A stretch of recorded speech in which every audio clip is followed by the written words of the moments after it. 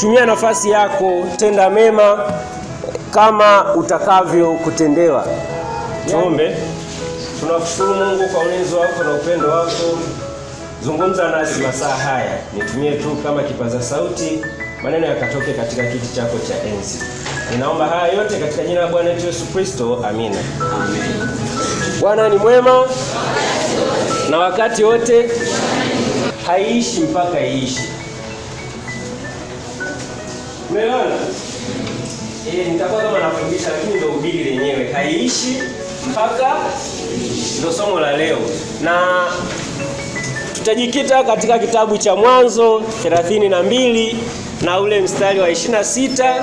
Halafu tutajikita pia katika kitabu cha Marko 10:46 hadi 52.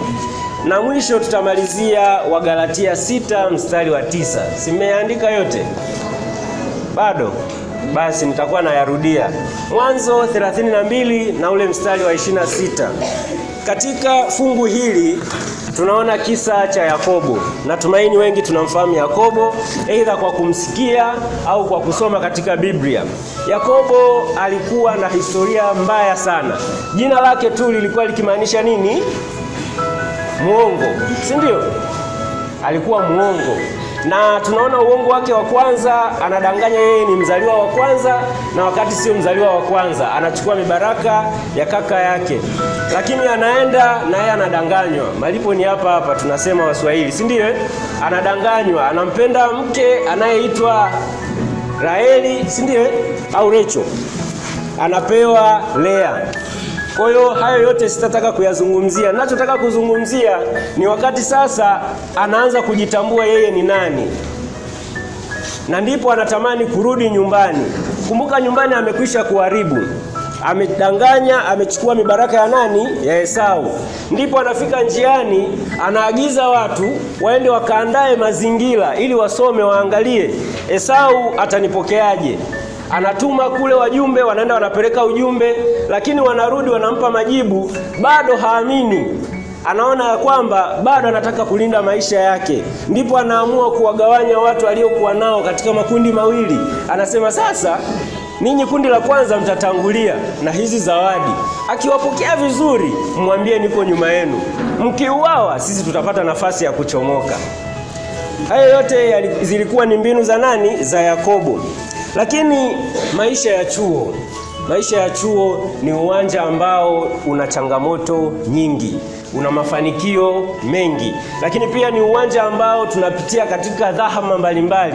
Kuna wenye tunapitia matatizo labda ya kufeli, tunapitia matatizo ya kifedha, tunapitia changamoto za mahusiano. Kuna changamoto nyingi sana kwa wanafunzi, lakini kwa wafanyakazi kazini kuna changamoto nyingi, nazo zinaweza zikaingia pale pale. Ukapata changamoto za kifedha, ukapata kazi zikawa labda zinakusumbua, unapata stressi, si ndio?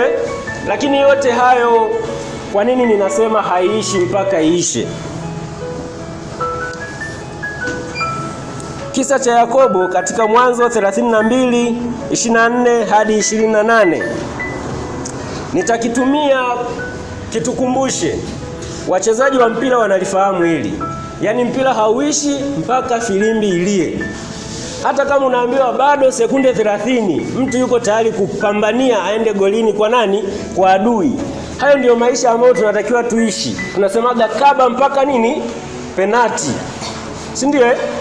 Kwa hiyo katika maisha, katika kila unalolipitia, kaba mpaka nini? Penati. Haiishi mpaka iishe.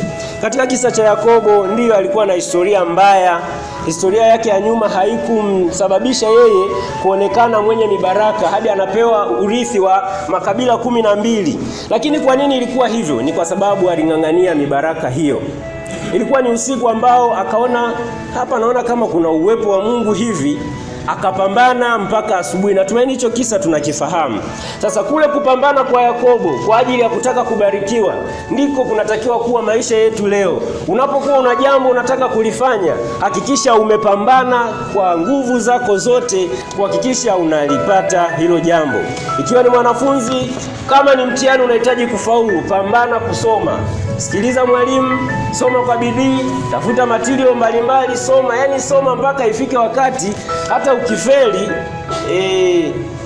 umefeli kweli, si ndio? Yaani unatakiwa usome, ufanye kazi kwa bidii. Historia yako isikufanye ukakata tamaa. Ndio, ni kweli inawezekana mitihani ukao unafeli ya ndani au ukao ulifeli huko nyuma. Unaona hata hii umepata ni bahati, bado alikupi sababu ya wewe kuto kupambana. Unatakiwa kupambana. Lakini pia inawezekana ni wazazi nyumbani. Kila mtu hapa anajua, anaijua picha yake ya nyumbani, si ndio? Yaani tumetokea, kila mtu, ni wachache sana ambao wametokea sehemu moja, si ndio? Iko hivyo. Kila mtu ametokea sehemu yake na kila mtu anajua mazingira ya nyumbani. Wakati niko kidato cha 6, kidato cha 5 nimeingia form 5. Kuna mwalimu mmoja alikuwaga kila akiingia, yani haiwezi kapita wiki nzima kwenye vipindi vyake hajaliongea hili. Alikuwa anatupa dakika kama moja. Anasema kila mtu piga picha ya pale nyumbani unapotokea. Alafu kisha piga ile picha, njoo ulinganishe na matendo unayoyatenda. Hivi ukirudi nyumbani utakuwa msaada au utakuwa mzigo? Ukipiga hiyo picha na maisha unayoyaishi hapa, ikatokea ukarudi nyumbani, unakuwa mzigo, unakuwa msaada? Lengo kubwa alikuwa anataka kutukumbusha, unapokuja shuleni ni dhamana na bahati na baraka na nafasi ambayo umepewa ili urudi nyuma kuwa msaada. Hata kama nyumbani mpo vizuri, kuna kitu umeletwa hapa kwa ajili ya kukipata kikawasaidie nyumbani. Inawezekana ni katika maisha ya kiroho, inawezekana ikawa ni maisha ya kielimu dunia. Sawa? Mungu atusaidie sana. Katika kitabu kimoja kinaitwa Elimu ya Kweli au Education, kimeandikwa na mwandishi mmoja maarufu sana, ameandika vitabu vingi, anaitwa Ellen G. White. Katika ule ukurasa wa 257, ikiwa utakipata kitabu hiki ni kizuri sana, hasa kwa wanafunzi na maisha ya kila siku na hata wafanyakazi pia. Anasema mafanikio ya kweli na makubwa hayawezi kupatikana bila juhudi za ujasiri, na mtu anayekataa kukata tamaa ndiye hushinda. Yaani mshindi siku zote ni yule ambaye anakataa kukata tamaa. Ukikubali tu kukata tamaa, ushindi kwako itakuwa ni historia. Hicho kilikuwa ni kisa cha Yakobo. Kisa cha pili tutakachokiangalia siku ya leo ni kisa cha Bartimayo, yule aliyekuwa kipofu. Tumeona Yakobo yeye alipambana yeye kama yeye na nafsi yake, si ndiye? Lakini Bartimayo katika Marko 10:46-52 ukisoma hicho kisa, yeye anapambana sasa na sauti za watu kutokea nje. Sisi tunaelewana? Umekuja shuleni, kuna rafiki yako tu yani ni mkatisha tamaa. Kama mwaka jana wamezingua, mwaka huu utatoboa. Kama mtihani fulani nimefeli. Yani kuna wale watu wanakukatisha tamaa, sauti zinakuwa ni nyingi za wewe kukata tamaa. Ninakusihi usikate tamaa. Yote yanawezekana. Ndiyo, kipofu alikuwa haoni, lakini alipohisi Yesu anapita, aliita kwa nguvu zake zote. Hata walipomnyamazisha hakunyamaza. Ndivyo inatakiwa kuwa katika maisha yetu. Pambana hata kama kuna watu wanakurudisha nyuma, wanakukatisha tamaa, aidha kwa matendo yao, aidha kwa maneno yao. Usikate tamaa, endelea kupambana na mtegemee Mungu, na hakika kama ambavyo Yesu alisimama na kumsaidia kipofu akaweza kuona, nawe atakukumbuka katika maisha yako.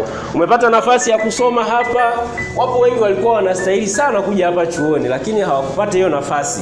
Hiyo ni neema umepewa. Ni mfanyakazi, umepata nafasi ya kufanya kazi. Hiyo ni neema. Wapo watu wanawezekana wakawa na viwango vilivyo vya juu zaidi yako, lakini kwa nini wewe? Ni kwa sababu kuna kitu ambacho Mungu anahitaji ukifanye kikufanikishe wewe, lakini pia kifanikishe kazi yake. Nukuu ya kitabu cha Elimu nitakitumia sana. Katika ukurasa wa 262 nasema, Mungu hawaiti watu waliokamilika, bali wale wanaojitahidi kuwa waaminifu na hawakomi kutafuta msaada kwake. Katika maisha ya utumishi, ndiyo tumekuja shuleni kusoma, lakini pia tunao wajibu wa utumishi. Katika utumishi huo, Mungu hajaita waliokamilika. Anajua kwamba sisi ni wadhaifu, lakini katika udhaifu wetu, ile juhudi yetu ya kutafuta kuwa wakamilifu, kuwa waaminifu, ndiyo hiyo Mungu anaitumia fursa kuifanya kazi yake. Tunaona mfano wa mfalme Sauli. Alipata nafasi ya kuwa mfalme. Nafasi ile ya kuwa mfalme ilikuwa ni aonyeshe uongozi wa Mungu kwa wana aliopewa kuwaongoza, si ndio? Lakini yeye alienda, ndiyo, baadaye akajisahau, akaacha kumtegemea Mungu. Tunaona kwamba akaanza kutegemea miungu, na hapo ndipo alipopoteza nafasi yake. Kwa nini nimeleta hiki? Ninataka tu nikukumbushe ndugu mpendwa unayesikiliza hili, ya kwamba umepewa nafasi ya kuja chuoni. Ikiwa hautaitumia vizuri, hiyo nafasi utaipoteza. Tunaipotezaje? Unaipoteza kwa kufeli. Umekuja mwaka wa kwanza, unashangaa umepata disco. Unakuja mwaka wa kwanza, umeenda wa pili, hiyo yote ni rehema. Unaenda hadi wa tatu, mwisho wa siku unapoteza. Inakuwa haina maana. Mungu atusaidie. Nafasi hii tuliyoipata ni nafasi moja. Ninapenda kutumia kanuni hii. Panga maisha yako na mipango yako kama utaishi miaka 1000 mbele, lakini ishi kama baada ya sekunde moja uhai wako unakatika. Nikiwa ninamaanisha ya kwamba ninaweza nikapanga baada ya miaka 5 ninahitaji kufanya kitu fulani, lakini nikapiga hatua tu nje ya huu mlango, mkashtuka tu nimeanguka, wakasema amepata mshtuko, amekufa. Ile mipango nani ataitimiza? Hakuna atakayeitimiza. Ilikuwa akilini mwangu, aidha niliandika, ndio imepita hivyo. Kwa hiyo ni historia tunatengeneza. Nimepata nafasi ya kusoma, ninahitaji kusoma, soma.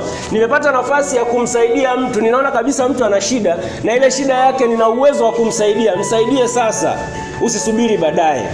Mungu atusaidie tuweze kuifanya nafasi, tuweze kuitumia nafasi vizuri kufanya yale yanayostahili. Si mwanafunzi wala si mfanyakazi. Tumepewa nafasi ya kutumika kwa uaminifu. Katika masomo yako kuwa mwaminifu. Unajua wanafunzi, kuna wakati tunapitia, unasoma kujipanga kuja kudanganya kwenye mtihani. Sasa sijajua utakuja kufaulu lini.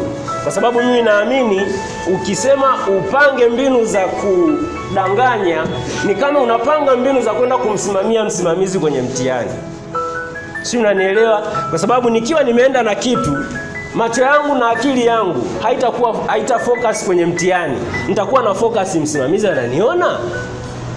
Kwa nitasoma swali, nikitaka kuibia hivi naangalia kwanza msimamizi ananiona. Sasa huo muda wa nini? Panga, nafanya vitu kwa uaminifu. Kama ni kusoma, soma kwa bidii. Darasani ingia. Maagizo tunayopewa na uongozi zingatia. Kuna maagizo ni magumu, lakini zingatia kwa level yako unayoiweza. Yaani onyesha bidii ya kufanya. Hakuna jambo ambalo haliwezekani. Kila jambo linawezekana. Ondoa wivu, ondoa uvivu, ondoa ubinafsi, na unaweza kupata nafasi yako na ukafaidika nayo. Ondoa wivu. Mwenzako anafaulu, usimtengenezee mazingira na yeye akafeli. Unamfichia madaftari, unamfanyia figisu. Kuna wengine tumetokea katika familia ni huzuni sana. Ndiyo, ni kweli Mungu ametupatia utabibu huo tunasemaga wa uganga wa kienyeji.